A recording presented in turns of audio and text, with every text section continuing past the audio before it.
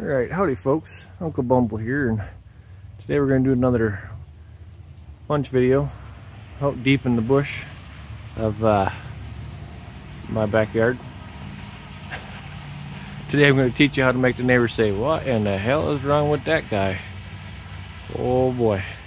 Anyways, I got a little freezing rain last night. Yesterday I was kind of mopey and pouty. I wanted to go out in the woods and it was all sloppy and soggy. It was, ground was thawed out, and I thought today maybe I'd come out here and at least do a little lunch in the backyard. And I bought a tarp, a cheap tarp recently, and I thought, well, I could put up a tarp and practice doing some knots and that kind of stuff in the backyard. And like I'd said before, you know, scare the bejesus out of the neighbors with what's going on over there. But yeah, the hell with them. I'm gonna go out here and cook a little lunch and make a little tarp shelter and try to have a good day. Alright, so after a whopping long hike of going around the clotheslines, I've got two trees here that I think I'm going to use to tie up my my shelter off of. I've got an old apple tree here, and I'm not sure what this other one is here, but they're a good distance apart. I think I'll be able to throw a ridge line up in there and make a nice shelter, and plan on doing a little camp stove lunch. I was gonna do a little twig stove, but everything, like I said, is covered in ice, so I think that'd be a little difficult today. So we'll do a camp stove and put up the tarp and do a little lunch and just sit out here and enjoy the day. Alright, I'll bring you back after I get some stuff going here. Alright, so it's kind of hard to see. It's a black line with OD tie-outs on here, but I've got a couple prussics on here for the tarp to go to. There's one over here. On this end, I've got a bowline with turned into a modified marlin spike hitch, I believe. This piece of wood here, you just pull it out and this all drops away on this end. This ridge line and that knot and the knot I have on the other end, I learned from Corporal's Corner. That's a modified trucker spike hitch down there. He'd be a much better source for you to learn this stuff from. Like I said, I was in a video, not one of my videos, but a video I did with a friend that knots are one of the things that I'm trying to learn, and that's partly why I'm out here today, is to try to get some practice with this stuff. So I'm gonna see about getting the tarp on here now, and I'll bring it back when I get that done. Alright, so after a lot of messing around, this is what I came up with. It's kind of a modified plows point. This is a 9x12 tarp, and my thought was, if I do it like this, I could fold the corners under and use them as a ground sheet. I've got a little 5x7 in there for the front part here for the V, but I've got, you know, 2-3 layers of tarp back there in the back. You know, keep your feet out of the, you know, off the moisture. You'd have to, if you're gonna sleep in this, you would definitely want to have pine boughs or some sort of, you know, keep you up off the ground. But this is just for me to do a little lunch in and mess around, testing out how to put up the ridge and that kind of stuff. So I found these really handy flat rocks laying around in my backyard, and since the ground is froze from some recent rain, I didn't even bother trying to put spikes in. These will do. There's no wind out here today, but I'll go around the back and show you what it looks like from behind here. There, you know, there's a lot of slack in it. Like I said, just those bricks laying on there, so I didn't want to pull too hard on it. There's no sense in it for today, but so yeah, there that is. And now I'll get to cooking. All right, so for cooking, like I said, I was going to do camp stove. I just got a nice stainless steel bush pot. I got it at Walmart. This is kind of chintzy, you know, but hey, it works. It stands up. That's the important part. You get a lot of high-end titanium ones you see reviews of, and that ring doesn't stand up, and you gotta fiddle around with trying to get this pot off, the lid off, when you're trying to cook. So if it's cheap and it works, it's all that matters is it works, right? Some fuel, and then I've got a Primus. Trying to do this with one hand. Primus burner that I got at the Walmart on clearance. Got a pretty good deal on. Just hang in there with me here as I keep sniveling into the cameras as well. Oh, come on now, bud. Oh, come on now. We're getting yours. It's fighting me tooth and nail. Alright. So, yep, there's the burner. The valve threads off so that you can fit it all convenient in that bush pot there. And there's the valve. So I'll put it all together and then I'll show you guys what I'm going to be cooking here. Like I said earlier, today's video was about how to make the neighbors wonder, what in the is that guy doing out there? Even the neighbor dogs are like, hey dummy, it's raining out there. But yeah, you can't always practice your bushcraft skills in the nice days, otherwise you'll never practice any skills at all. Alright, so for lunch I've got kind of I guess you could be work for backpacking, maybe a get home type thing. I've got some self-stable chicken that doesn't need to be refrigerated in a pouch, and then some Uncle Ben's creamy 4-cheese rice, and then some Teco seasoning to give this some flavor. All I'm gonna do is leave the chicken and the Uncle Ben's in the bag, and then just put them in the bush pot, pour water in the pot around them, and you know, let them cook. And then you could pour them out onto a plate or whatever. I don't have a plate, and since I'm 30 some yards from the house, I'm just gonna pour them into my bush pot probably afterwards and eat them out of there. If you're actually out hiking, I think that would be kind of a pain. Maybe you could add them together into the bags, you know, especially if this is a dinner for two. This could probably feed 2 people or one really big hungry guy. Do half into one, half in the other, and kind of mix them around, and then you don't have to worry about washing your pot out. But like I said, I'm close to the house and it's not that big of a concern. I need to get a tripod so I can show you guys what I'm doing as I'm doing it. And then I'm gonna do her the old school way. I'm gonna try lighting this with matches, and this is just another fire kit that I had in a different bag. I got a different bag today. I got a couple bags. This is one that I just had laying around that was pretty empty that I could throw this stuff in quick and come out here and cook me up some dinner. And then got me some Mountain Dew that I found out in the wild, so we'll have that to wash it all down with. All right, I'll get back at you. All right, so like I alluded to earlier, I wanted to get out yesterday and do some stuff out in the woods proper again. You know, maybe do a twig stove or do this out in the woods. But the weather was just crap. It went from being, you know, negative 10 degrees, and then on Sunday it was 46. So the ground was all thawed out and mushy, and the woods that I would have been in is kind of low. There's a lot of water, and just getting in there would have been a pain. And so I was kind of moping around a little bit yesterday because I couldn't get out in the woods. I found some other things to occupy my time, but I thought today when I looked outside, seeing this ice, I figured, you know, what the hell, let's get out there. The ground's froze, it's not a sloppy mess.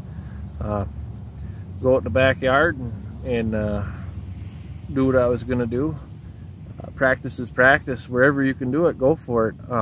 Like I've learned that I maybe should hang this a little higher, but you know, I think if I did do it again, I would probably get rid of the 2 points and just go with the single point, more of a teepee style in the front. But like I said, you practice, you learn. But yeah, I'm sitting out here. I could be sitting in the house staring at the computer or something, but at least I'm out here getting a little bit of nature, even if it is just in the backyard, while the neighbor stares at me out their back window and wonder, is that guy out there? Is he okay? Did they forgot to pay their electric bill? What in the hell is he doing out in the wild? Well, the backyard, you know. So anyways, I'm gonna sit here and watch this food cook. I guess I should tell you, I did get this idea from Dave Canterbury, and I thought I'd give it a try. You know, he comes up with all kinds of screwy ideas, like wiping your butts whole with Clorox wipes. I guess the burning means it's clean. So you gotta kind of wade through some of the stuff he says, but the man knows what he's doing, of course. So anyways, I'm gonna sit out here, watch this fire. Well, watch this food get warm, and maybe I'll get back here with you when it's done. So one of the things that I was noticing here while I'm sitting here, I pulled this underneath my shelter a little bit to get it out of the wind. Guys should really look at just building himself a little aluminum foil like wind deflector, because a lot of the wind was blowing heat off of this, and just by bringing this in, I now have a rolling boil where before it just didn't want to quite get there. Could also be, I don't know if this Coleman fuel, it says performance blend, but I don't know if it's a 4-season fuel. It was doing really good when I first came out here. Of course, it was in the house.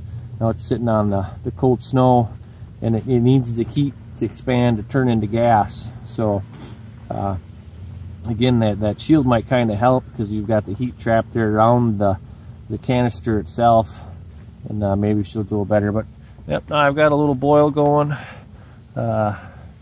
We'll give it a little bit, and then should be able to pull this stuff out. I mean, this is 90-second rice in the microwave, and the chicken's already cooked, so it's there you can actually see what I got there. Shouldn't take long to actually cook this stuff, but I'd rather have warm food than kind of, you know, mildly warm food. Just out here, it's not too cold. It's kind of nice in here. It's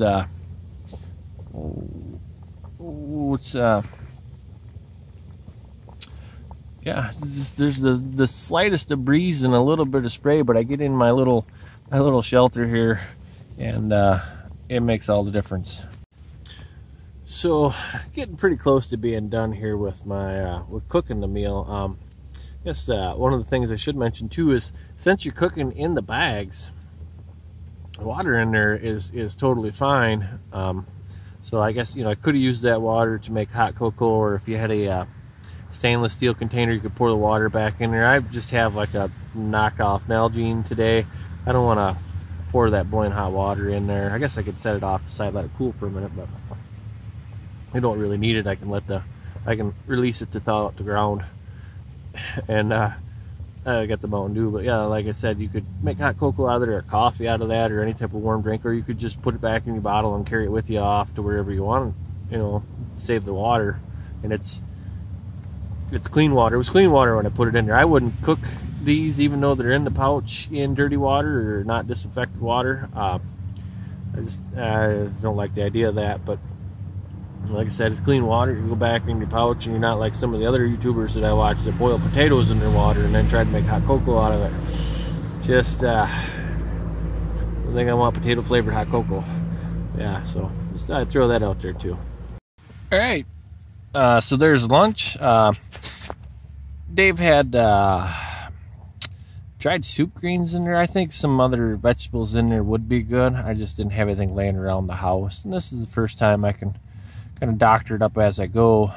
The nice thing about those dried soup greens is you don't have the water weight. You're boiling water already, you know, so you could use that water to steep those vegetables to throw in here quick too, you know, or you put them in, like if you have a stainless steel canteen cup, you could do those in your canteen cup while this is cooking too, if you're cooking on a fire. So I'm gonna eat this, and then I'll get back with this.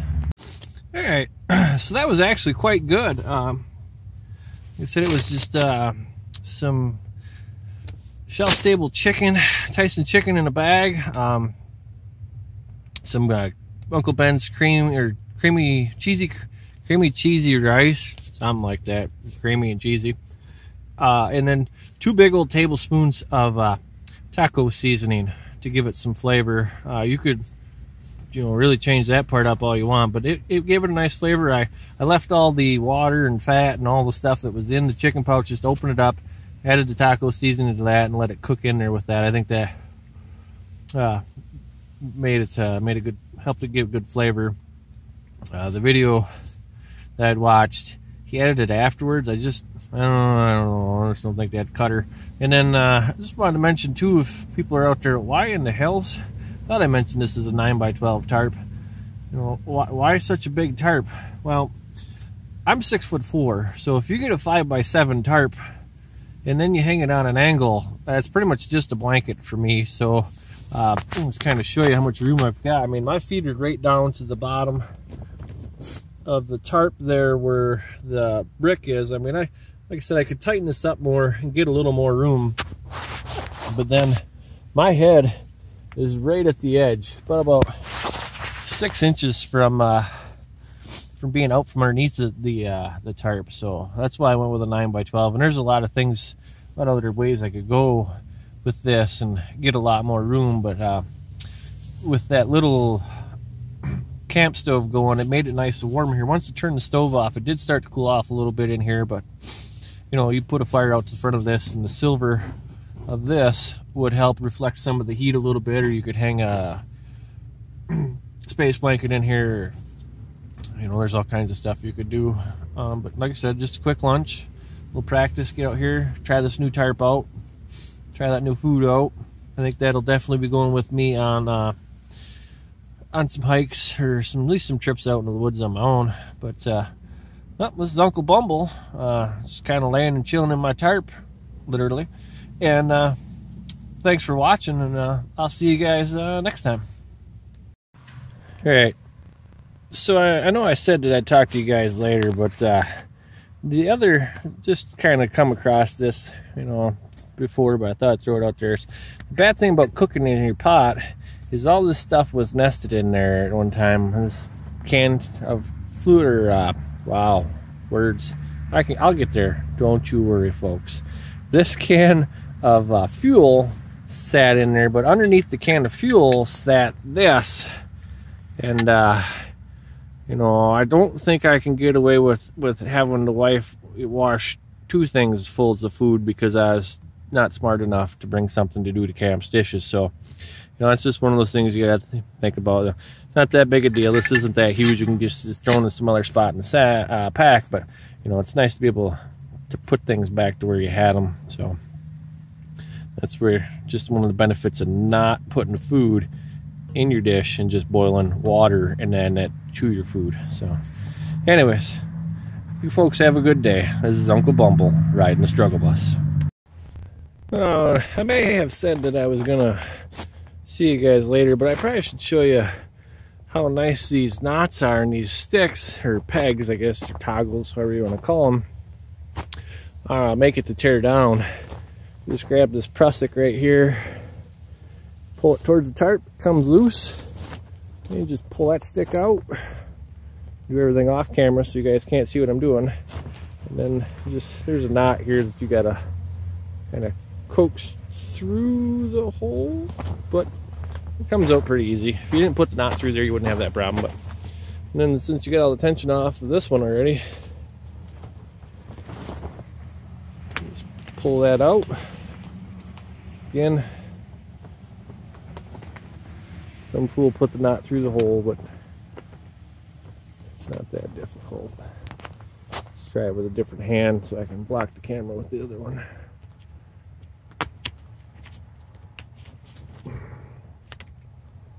Turn these tags. The tag to go through first, maybe. I know it looks pretty simple with one hand, but let me tell you, it's a lot harder when you're using 2. And then actually down at this end, you just kind of pull back this way, and that loosens all your tension off. And then you got 30-some foot of cord to pull through that end, so I'll skip it, but then we'll go over to here, pull that stick out, and she just falls away. All right, so this time I'm going to leave you guys for certain. There it is, all on the ground. Now I just gotta fold it all up and throw it in the basement to dry. You guys have a good one.